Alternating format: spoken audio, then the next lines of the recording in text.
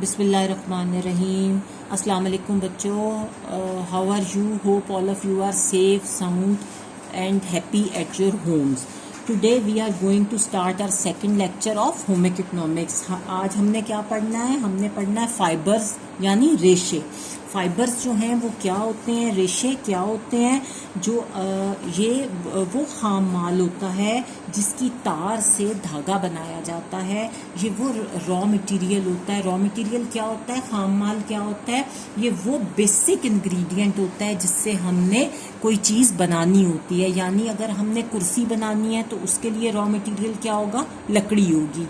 अगर हमें जूते बनाने हैं तो उनका रॉ मटेरियल क्या होगा? लेदर होगा। तो इसी तरह हमें अगर धागा बनाना है तो उसके लिए हमें रॉ मटेरियल जो है वो चाहिए। कपड़ा बनाना है तो उसके लिए हमें रॉ मटेरियल चाहिए होगा और उसका रॉ मटेरियल धागा है, और धागे के लिए रॉ मटेरियल जो है वो फाइबर है। और ये धागा जो होता है जाहिर है कपड़ा बनाने में इस्तेमाल होता है। तो कपड़ों को बनाने में रेशा क्या है, फाइबर क्या है? वो बेसिक इंग्रेडिएंट है कि अगर हमें कोई भी कपड़ा बनाना है तो उसके लिए हमें रेशा चाहिए, फाइबर चाहिए, और यही उस कपड़े का रॉ मटेरियल होगा। जिस तरह के एग्जांपल ये है कि हम जो कपास है वो देखने में एक कॉटन का जो सीड होता है वो देखने में एक आम रुई की शक्ल होती है, आम सी रुई होती है। लेकिन ये रुई जो होती है इसमें बहुत सारे काउंटलेस रेशे होते हैं। ये कलेक्शन होती है ऑफ काउंटलेस फाइबर्स। और इन फाइबर्स को साफ करने के बाद, डिफरेंट स्टेजेस से गुजारने के बाद धागे की शक्ल में इसको, इन फाइबर्स को तब्दील किया जाता है। और इस धागे से जितने भी हमारे कॉटन फैब्रिक्स हैं वो बनते हैं। और इसी तरह जो हमारी शीप होती है उसकी जो ऊन है उससे हमारा ऊनी कपड़ा बनाया जाता है। हमारा वूल फैब्रिक्स जो हैं, गर्म कपड़े जो हैं वो बनाए जाते हैं। वो भी मुख्तलिफ स्टेजेस से गुजरने के बाद धागे में तब्दील किया जाता है।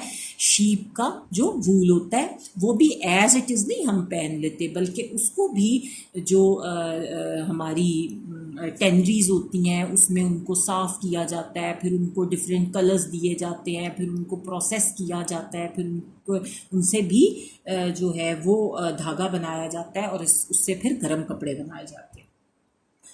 अब हमारा रेशम जो है, रेशम, रेयॉन और पॉलिएस्टर के जो कपड़े होते हैं उनके रेशे जो हैं वो धागे की शक्ल में होते हैं। कुछ धागे जो हैं वो मुसलसल तारों यानी एक ही किस्म के बहुत बारीक धागों की शक्ल में होते हैं। एक ही तरह के बहुत बारीक बारीक धागों की शक्ल में कुछ जो है फाइबर्स वो होते हैं। कुछ हमें रेशे ऐसे मिलते हैं, ऐसे धागों की शक्ल में मिलते हैं जो मुसलसल तारों की तरह होते हैं।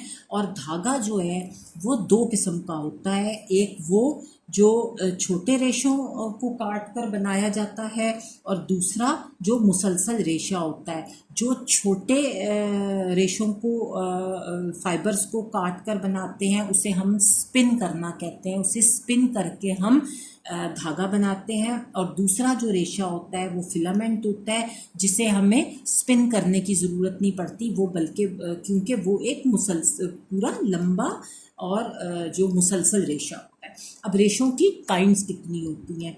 जो कपड़े की इंडस्ट्री है वो बहुत पुरानी है, बहुत कदीम है। उसकी ज़रूरियात इस वक्त महसूस हुई, उसकी जो ज़रूरत थी इंडस्ट्री की, कपड़े की सनत की, उस वक्त महसूस हुई जब इंसान जो था, पहले तो इंसान कपड़े नहीं पहनता था। ना कोई ट्राउज़र्स थे, ना कोई कोट्स थे, ना कोई जीन्स थी, ना कोई शलवार कमीज़ थी, ना कोई बच्चों के फ्रॉक्स थे। बल्कि पहले लोग क्या करते थे, वो इंसान जो थे, लोग जो थे, वो जानवरों की खालों या फर या पत्तों और दरख्तों की छाल वगैरह से जिस्म को ढांपते थे। और जब वो इन चीज़ों से जिस्म ढांप के तंग आ गए तो मौजूदा दौर में पारचा जात जो थे, कपड़े जो थे, उनकी इकसाम में इजाफ़ा हुआ है। और हमारी जो रोज़मर्रा की ज़िंदगी है उसमें इस्तेमाल होने वाले जो कपड़े हैं बुनियादी तौर पर वो 3 हैं जो मुख्तलिफ ज़राए से हासिल होते हैं। 3 तरह के बेसिकली हमारे पास कपड़े होते हैं जो हम डिफरेंट जो ज़राए हैं उनसे हासिल करते हैं। अब ये एक चार्ट बना हुआ है, इसमें रेशों की इकसाम है। रेशों की इकसाम सबसे पहले तो नेचुरली जो नेचुरल फाइबर्स होते हैं जो अल्लाह ताला ने बनाए हैं, जिनमें इंसान का कोई अमल दखल नहीं है, ये रेशे कहाँ से हासिल होते हैं? ये कॉटन प्लांट से हासिल होते हैं, फ्लेक्स प्लांट से हासिल होते हैं, सिल्क वॉर्म जो कीड़ा होता है रेशम का, उससे हासिल होते हैं, और हेयर ऑफ शीप जो भेड़ के बाल होते हैं उससे हासिल होते हैं।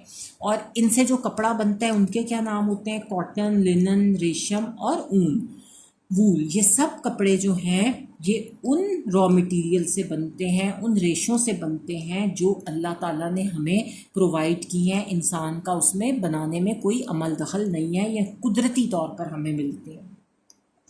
दूसरे जो इंसानी खुद साख्त रेशे होते हैं, जो मैन मेड फाइबर्स होते हैं, ये डेफिनेटली चूँकि इंसान ने बनाए होते हैं इसलिए ये केमिकल बेस्ड होते हैं, इसमें केमिकल इस्तेमाल होता है। और इसमें सबसे पहले बनोले का रवा और एसीटेट शामिल होता है, जिसे कॉटन लिंटर्स बोलते हैं, और एसीटेट जिसे बोलते हैं, या फिर बनोले का रवा और लकड़ी का गूदा कॉटन लिंटर्स और वुड पल्प होता है, या फिर बनोले का रवा कॉपर ऑक्साइड और एमोनिया होता है। Cotton Lintner's plus copper oxide और एमोनिया होता है। और इससे क्या बनता है? इससे रेयॉन एसीटेट बनता है, जो कि एक केमिकल कंपाउंड है, रेयॉन एसीटेट। ठीक है, चूँकि ये मैन मेड होते हैं इसलिए ये केमिकल्स से बनते हैं। उसके बाद तीसरा जो है हमारे पास ग्रुप वो है सिंथेटिक फाइबर्स, जिसे हम कीमियावी रेशे बोलते हैं। इसमें जो क्या क्या चीज़ें कहाँ कहाँ से ये हासिल होता है? टेराफिक प्योर एसिड और एथाइलिन ग्लूकोल से हासिल होता है, और जिसे हम हेक्सामिथाइलिन भी बोलते हैं। और फिर ये डायामाइन और एडिपिक एसिड से हासिल होता है। एथिलीन प्लस हाइपोक्लोरिक एसिड से हासिल होता है। इससे क्या क्या बनता है? पॉलिएस्टर, ट्राइलीन, पोलिएमाइड, फेब्रॉन, डेक्रॉन, नाइलॉन, पर्लॉन, ब्रीलॉन और पॉलीएक्रिलीन। ठीक हो गया, ये हमारा हो गया। इसके बाद अब हमने देखना है कि रेशों की शनाख्त जो है, हमें फ़ाइबर्स को आइडेंटिफाई किस तरह करना होता है कि ये कौन सा फ़ाइबर है।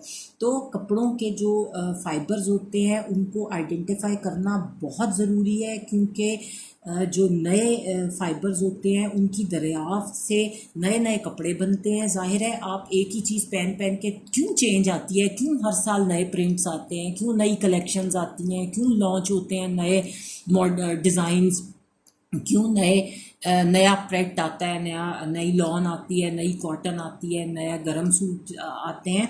वो इसीलिए कि लोग उकता जाते हैं, लोग नई नई दरियाफ्तें करना चाहते हैं। और इसके अलावा जो कुदरती रेशे होते हैं उनको मसनूई रेशों में इस तरह से मिलाया जाता है कि इनकी शनाख्त मुश्किल हो जाती है। और जो हमारे नेचुरल फाइबर जो हमारा फ़ाइबर है उसको मैन मेड फाइबर्स के साथ कंबाइन करके लोग बहुत सारे कपड़े बनाते हैं, और फिर उनसे इनकी शनाख्त मुश्किल हो जाती है कि ये क्या चीज़ इस कपड़े में यूज़ हुई है।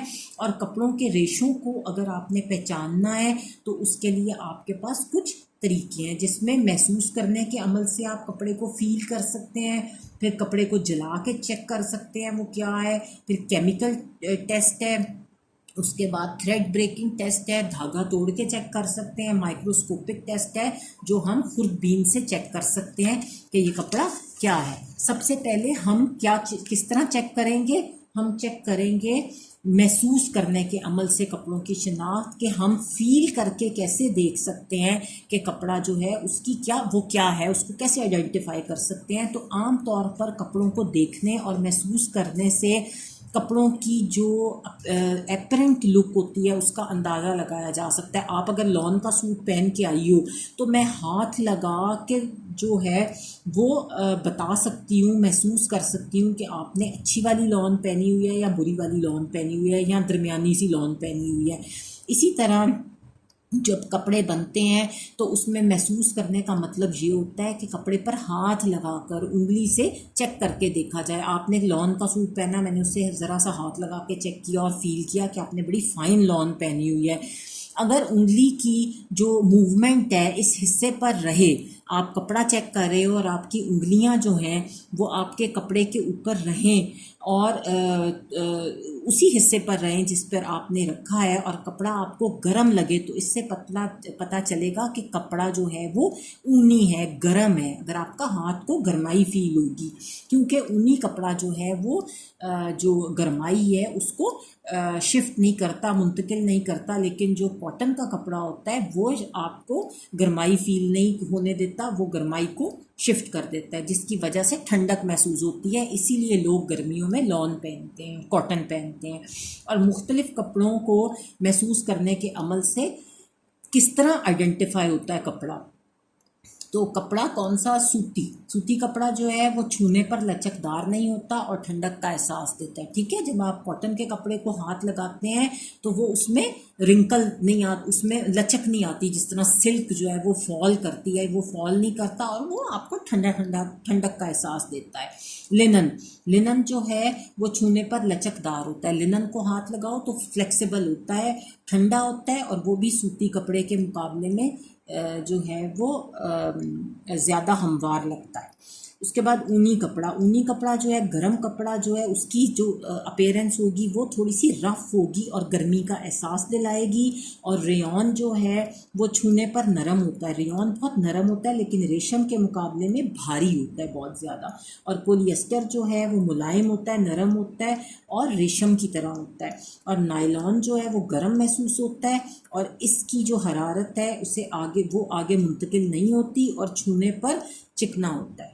ठीक है जी, नायलॉन जो है आप जब हाथ लगाओगे ना तो आपको चिकना चिकना फील होता है, स्लिपरी और सॉफ्ट सा और चिकना चिकना। ठीक है जी, उसके बाद सेकंड है धागा तोड़ने के अमल से कपड़ों की शिनाख्त।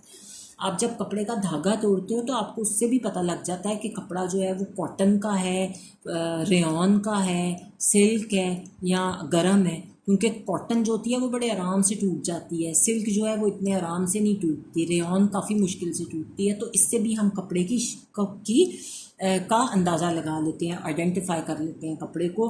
कपड़ों की जो मजबूती और पायदारी का अंदाज़ा लगाने के लिए कपड़े के छोटे से टुकड़े में से 10 से 15 सेंटीमीटर लंबा धागा निकालें और इस धागे के बल खोलकर देखें, क्योंकि आम तौर पर 2 या 3 तारों को बल देकर धागा बनाया जाता है। ठीक है, उसका जो धागा निकलेगा कपड़े से उसको आप 10 से 15 सेंटीमीटर लंबा धागा जो है निकालें और उसके जो बल दिए होंगे उनको खोल कर आप चेक करें कि ये किस तरह का धागा है। लेकिन इसकी जो शिनाख्त है उसके लिए सिर्फ एक तार लिया जाता है, एक तार खींचा जाता है कपड़े में से और इस तार को आराम से खींचें और तोड़कर देखें।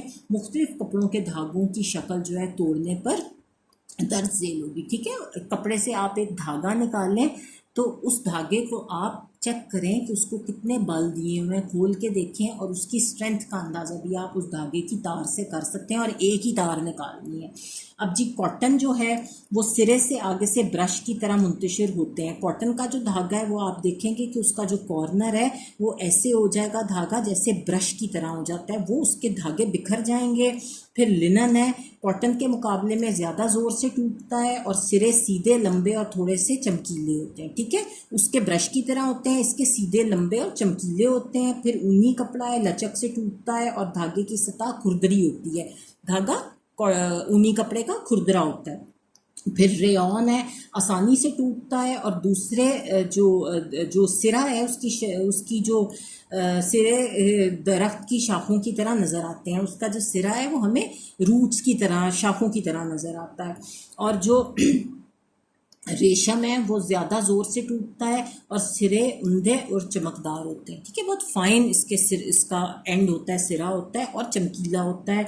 और नायलॉन जो होता है वो बहुत ज़ोर से खींचने से भी नहीं टूटता। नायलॉन को आप जितना ज़ोर से तोड़ो वो आपका उंगली जख्मी कर देगा, टूटेगा नहीं।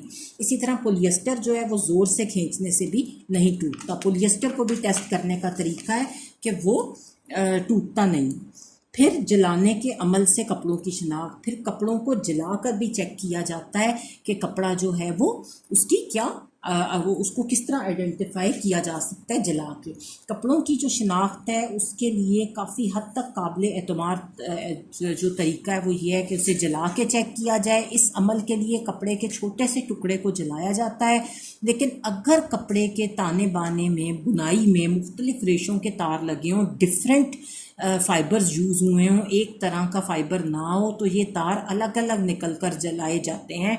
फिर उनको धागों को खोल के अलग अलग जलाया जाता है चेक करने के लिए। और इस अमल के लिए 3 चीज़ों का देखना ज़रूरी है। मसलन जला के 3 चीज़ें टेस्ट की जाएंगी। मसलन शोला जो है करीब लाने से कपड़ा किस तरह जलता है। अगर हम जलाएंगे और उसमें से जो शोला निकल रहा होगा उसे करीब ला के देखेंगे कि वो किस तरह जलता है, जले हुए हिस्से की क्या हालत हो जाती है और जलने के बाद उस धागे की क्या हालत हो जाती है, और राख की शक्ल में बू कैसी होती है, कि उसमें से स्मेल कैसी आती है जलने के बाद उस धागे से। इन तीनों चीज़ों को जज करने के बाद हमें पता लगेगा कि वो कपड़ा जो है उसकी क्या आइडेंटिफिकेशन थी। अब जलाने के अमल से कपड़ों की शिनाख्त किस तरह होती है। कॉटन को जलाओ तो किस तरह रिएक्ट करती है। शोला जो है करीब लाएं तो आग को जल्दी पकड़ता है, आग जल्दी लगती है क्योंकि इसमें सेलुलोज होता है जो ज़्यादा भड़कता है और जलने पर राख हल्की होती है। इसकी बू जले हुए कागज़ की तरह होती है। ठीक है। लिनन को अगर हम आग लगाएं तो कॉटन के मुकाबले में ज़रा आहिस्ता जलती है, कॉटन ज़रा तेज़ी से जलती है और लिनन आहिस्ता जलती है। और जलने के बाद जो उसकी राख होती है वो सूती कपड़े जैसी होती है, वो भी कॉटन की तरह की उसकी राख होती है क्योंकि दोनों नबाताती रेशे हैं और बू जले हुए कागज़ जैसी होती है। ऊन जो है वो गैर मुसलसल तौर पर जलती है और ऊन का जो शोला होता है वो करीब लाएं तो चिंगारियाँ देता है और हल्की सी आवाज़ पैदा होती है। शोला दूर गिरने से जलने का अमल ख़त्म हो जाता है। ठीक है जी। और राख जो है उसकी ख़ास किस्म की बू होती है जो गंधक की मौजूदगी की वजह से होती है। उसके बाद रेशम जो है वो आहिस्ता से जलता है, शोला हटा लेने से जलना बंद हो जाता है और इसकी राख जो है वो चमकते हुए मोतियों की तरह होती है जो उंगलियों से मुसलसल जो है वो जा सकती है और बू जो है वो परों के जलने जैसी होती है। ठीक है। उसके बाद रेयॉन है, कॉटन की तरह तेज़ी से जलता है, शोला दूर करने से भी जलता रहता है और राख की बू जो है जले हुए कागज़ की तरह होती है। उसके बाद नायलॉन है, शोला करीब लाने से पिघलता है, फिर सिकुड़कर गोल मोती बन जाता है जिसको उंगलियों से मसलना मुश्किल होता है, जलने पर बहुत गंदी स्मेल आती है। उसके बाद है डाइक्रोन, ये जो है ये जलने से पहले पिघलता है और आहिस्ता आहिस्ता जलता है, बहुत स्लोली ये जलता है, लेकिन इसकी राख आसानी से टूटने वाली होती है, आसानी से बिखर जाती है और आसानी से कुचली जाती है और जलने पर फ्रूट की तरह की खुशबू आती है। उसके बाद पोलिएस्टर है जो शोले से पिघलता है और स्लेटी रंग के मोती बनते हैं जो मसल कर तोड़े नहीं जा सकते। ठीक है जी। उसके बाद है कीमियाई अज्जा के इस्तेमाल से कपड़ों की शिनाख्त। उसके बाद हम कपड़ों को आइडेंटिफाई करने के लिए केमिकल्स का भी सहारा लेते हैं और ये तरीका जो है ये काबिल एतबार है, इस पर ट्रस्ट ज़्यादा किया जा सकता है, लेकिन हम घर पर इनको चेक नहीं कर सकते क्योंकि इनको चेक करने के लिए इस तरीके को से कपड़े की शिनाख्त करने के लिए लेबॉर्ट्री में जाया जाना ज़रूरी है ताकि रेशों की सही पहचान हो सके और इंसानी खुद साख्त जो फाइबर्स होते हैं उससे बने हुए कपड़ों के लिए जो केमिकल अज्जा हैं, केमिकल इंग्रेडिएंट्स हैं वो इस्तेमाल किए जाते हैं। मसलन रियॉन, पॉलिएस्टर, नायलॉन, डाइक्रोन वगैरह कीमियाई अज्जा के इस्तेमाल से रेशों की शिनाख्त जो है वो इन तरीक़ों से होती है। फ़िनॉल के ज़रिए, फ़िनॉल एक टेस्ट होता है जो फ़िनाइल में भी यूज़ होता है केमिकल, और कपड़ों के छोटे जो टुकड़े होते हैं उनको उबलते हुए फ़िनॉल में डालते हैं और अगर ये टुकड़ा जो है फ़ौरन घुल जाए तो इसका मतलब है कि कपड़ा पॉलिएस्टर से बना हुआ है। और दूसरा कपड़े का जो टुकड़ा होता है ठंडे फ़िनॉल में डालकर देखें, अगर कपड़े का टुकड़ा घुल जाए तो इसका मतलब है कपड़ा नायलॉन का बना हुआ है। इसके बाद है एसीटोन टेस्ट। ये वो तमाम कपड़े जो स्टेट से बने होते हैं और वो एसीटोन में घुल जाते हैं, इसलिए ऐसे कपड़ों की जो शनाख्त होती है उसके लिए यही केमिकल इस्तेमाल होता है। उसके बाद है फॉर्मिक एसिड टेस्ट, जो पॉलिएस्टर और नायलॉन की पहचान के लिए फॉर्मिक एसिड इस्तेमाल किया जाता है, और अगर कपड़ा इसमें हल हो जाए तो इसका मतलब है कि कपड़ा पॉलिएस्टर है, वरना ना हल हो तो नायलॉन है। उसके बाद है डाइमेथिलीन फॉर्माइड। ये जो है ये एक्रिलिक से बना हुआ कपड़ा जो है वो नीम गर्म डाइमिथाइल फॉर्माइड के महलूल में हल हो जाता है, और इससे हम टेस्ट कर सकते हैं इसको। उसके बाद है 5वें नंबर पे खुर्दबीन से कपड़ों की शनाख्त, माइक्रोस्कोपिक जो आइडेंटिफिकेशन होती है, और ये तरीका सबसे ज़्यादा काबिल एतबार है, लेकिन कारखानों और लेबॉर्ट्रियों में इस्तेमाल किया जाता है। इसके लिए कपड़े के छोटे से धागे के जो बल होते हैं, बल लगे होते हैं, उनको खोलकर खुर्दबीन के नीचे माइक्रोस्कोप के नीचे उसका एग्ज़ामिन किया जाता है, एग्ज़ामिनेशन की जाती है, जिससे मुख्तलिफ रेशों की शनाख्त जो है वो आसानी से की जा सकती है। ठीक है जी, आज हम यहीं तक करेंगे। आगे आपने खुद देखना है कि ये तस्वीर में खुर्दबीन से कपड़ों की शनाख्त का अमल दिखाया जा रहा है, ये आप अपनी किताब में से इसको खुद स्टडी कर लें। इंशाल्लाह ये रेशों की मुख्तलिफ तरीक़ों से शनाख्त का चार्ट है जो हमने सारा पीछे पढ़ा है, ये भी आप खुद चेक कर लें। इंशाल्लाह अगली क्लास में हम करैक्टरिस्टिक्स ऑफ टेक्सटाइल फाइबर्स पढ़ेंगे। टिल देन अल्लाह हाफिज़।